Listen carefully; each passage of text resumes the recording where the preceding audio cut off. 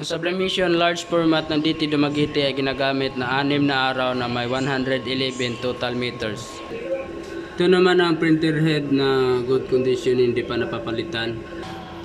Cupping na 90% good condition. Heat clean. Punasan ng wiper pagkatapos mag-heat clean. After heat clean, nozzle check.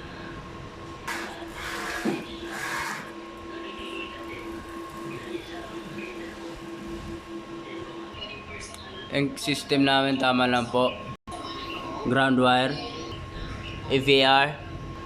With tank ilinis na po ito kahapon.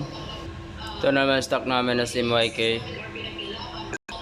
Ito naman yung sublimate media namin. Ito naman yung ICC profile. Consumable monitoring. Cyan. Magenta. Yellow. Black. Sublimation paper.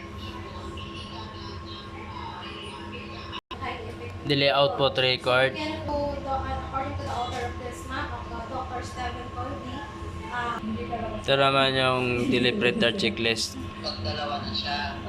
Yan lang po.